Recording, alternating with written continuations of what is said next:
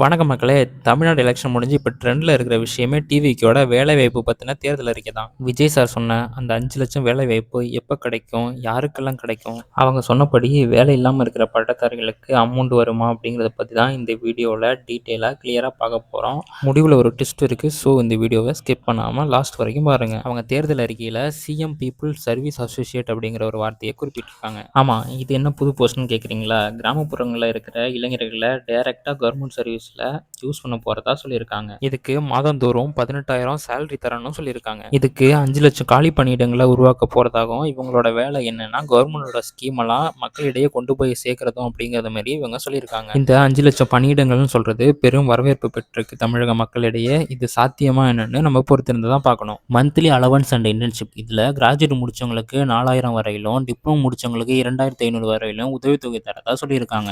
அது மட்டும் இல்லாம படிச்சு முடிச்ச உடனே ஸ்கில் டெவலப் பண்ண 10,000 ஸ்டைஃபண்டோட இன்டர்ன்ஷிப் தரதாகவும் சொல்லியிருக்காங்க. இவங்க அறிவிச்ச 2 அறிவிப்புகளும் நடைமுறைகளுக்கு வந்தா பல லட்சம் வேலை வாய்ப்புகள் அடுத்த 5 ஆண்டுகளில் உருவாகும் அப்படின்னு குறிப்பிட்டிருக்காங்க. இதெல்லாம் கேட்க நல்லா தான் இருக்கு. ஆனா நடைமுறைக்கு சாத்தியமா? இதுக்காக பட்ஜெட் ஒதுக்க முடியுமா? அப்படிங்கிறத நம்ம பொறுத்திருந்து தான் பார்க்கணும். கடந்த ஆண்டுகளோட வச்சு கம்பேர் பண்ணி பார்க்கும்போது இது நடைமுறைக்கு சாத்தியம்தான் அப்படிங்கிற மாதிரி தோணுது. உங்களோட கருத்துக்களையும் 5,00,000 வேலை வாய்ப்பு உருவாக போகுதுன்னு சொல்றாங்களே அப்படிங்கிற உங்களோட எண்ணத்தையும் கமெண்ட் பாக்ஸ்ல சொல்லுங்க. அவ்வளவுதான் அந்த வீடியோ. அடுத்தது ஒரு நல்ல வீடியோல பார்க்கலாம். Bye bye.